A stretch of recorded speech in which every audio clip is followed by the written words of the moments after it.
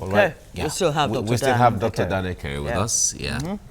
Okay, let's go right away about this. Well, Nigerians are watching what is going on, but let me ask, is the independence of the National Assembly under threat as it is? Well, somehow there seems to be something close to that. I think we need to understand that the National Assembly is an independent institution from the executive, because the National Assembly represents the legislature.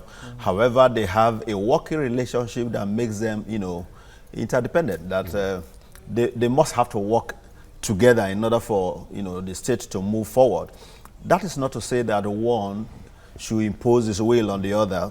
That is not to say that any of them should threaten, the authority and independence of the other. But the way and manner, the National Assembly and the executive are relating tend to suggest that, they are trying to get on each other's nerves. And I think that does not augur well for the state.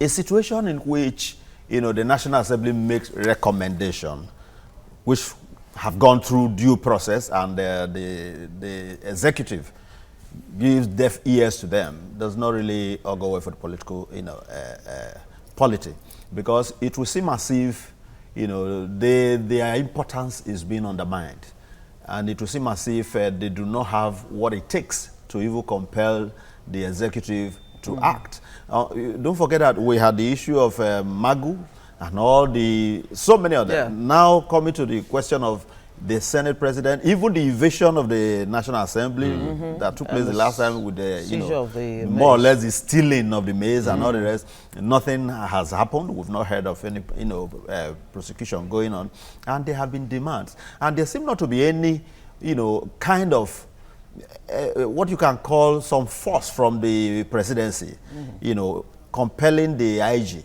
to act in that manner, because you cannot tell me that those who carried out that act. But should all of this be left to the discretion of either the executive or the legislature? You would think that the Constitution, which is the ground norm, should be the foundation on which actions or non-actions are actually taken, and you expect that the judiciary that interprets the laws should come in when you have this kind of misunderstanding, or when ego sort of like sets in. Yes. So that at the end of the day, it is what the Constitution says that really should carry the day, and not what either side feels. Yeah, very correct. But interestingly, the judiciary does not come in like a peacemaker. It is when it is invited that it acts. So until you get to that point that you now approach the judiciary for interpretation, they will not do that. But at the same time, too, there should be a working understanding that we do not need to get to the judiciary before certain things are done. There are things that are normal. There are things that could be taken for granted. I would expect that such things should be working out, smoothly, without necessarily going to the level of, litigations and interpretations before we understand that we need to act in certain manner. But with these 12 items that they have listed, is the president or presidency guilty as charged? Certainly not. You cannot say he's guilty as charged. But however, there are very important, issues raised. Issues about the rule of law is critical. Because I've always said that the only thing that compels every citizen to listen and respect the views of the president is a law that, brought him in, the law that authorizes whatever decision he makes. And gives legitimacy that's to what his gives legitimacy. office. That's what enforces whatever he says, that we can now act accordingly. Like this June 12. Ordinarily, if not for that, if a Buhari were to sit at home on his own without being the president of the Federal Republic of Nigeria, even if he decides to make such a statement, it will look like he's just exercising his mouth. But as we speak, because of the office he occupies, that has become more or less, a law. So we need to act in that manner, to respect every law that... All right. The National Assembly yesterday came up with this 12-point resolution, or ultimatums as the case may be, but there was no time frame allotted to it.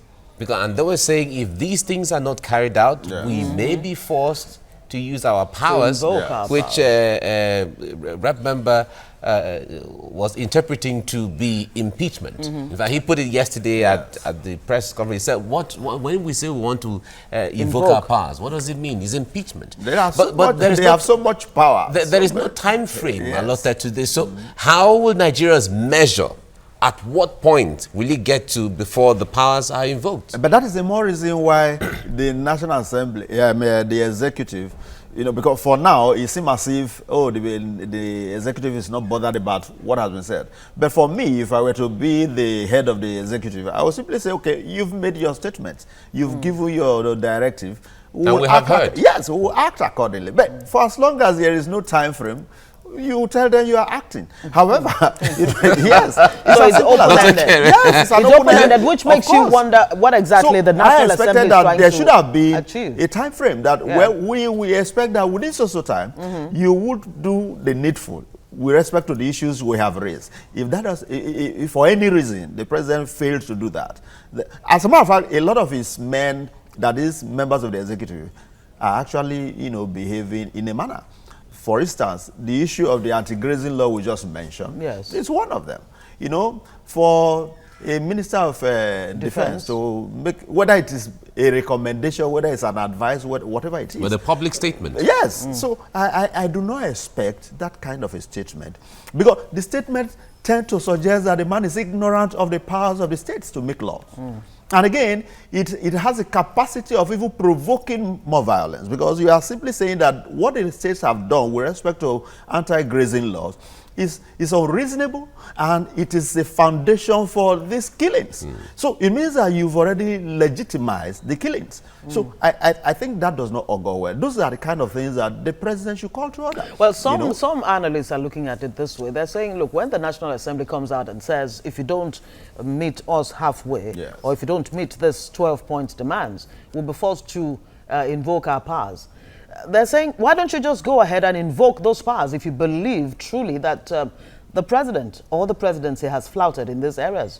Why say that you will actually exercise your powers if you know that you have the powers in the first place and the powers to execute? You wouldn't recall that, even and that it's even coming a little too late. Yes, the truth is that you could have powers, but you need to use powers reasonably. You don't just say because you have the power to beat a child, then for every wrong the child does, you beat the child. So it has only followed the process that please do this, but should you fail to do this, this is what we are going to do. And I think it is simply reasonable now, to do. Considering these points generally they raised, the 12 points they raised. The systemic harassment of and humiliation of perceived political opponents. Security issues, unemployment issues, and all of that. If we put them together, let us assume, just a mind scenario of the fact that the president did not act accordingly. Are they impeachable? Are they offenses that are impeachable? Well, you could look at it from different angles. It's a function of interpretation. That is a function of incompetence. You could begin to raise the issue of, the president is incompetent, is not able to do this. And in any case, is there a crime in impeaching a president? Because we just look at it as if, even in same crimes, the president on his own will resign with the level of killings going on here and there. So I do not really see any reason for all this brouhaha. I expect that the president should simply act in a manner that will suggest that truly he is in charge and he knows what is good for the country. And I wonder what our laws really say about impeachment, because there's a difference between impeachment and removal. Recall that President Bill Clinton was actually impeached for the whole Monica Gate thing. Nigerian situation is different. Totally because different we took the presidential system, but we didn't take everything the way American system Dr. Dana Kere, we'll have to say thank you very much. Thank you very much for joining us on the show this morning. See you again soon. All right, shortly we'll be talking about the June 12th. It's official now. June 12th will be Nigeria's Democracy Day. So stay with us. We'll talk about that shortly. Next.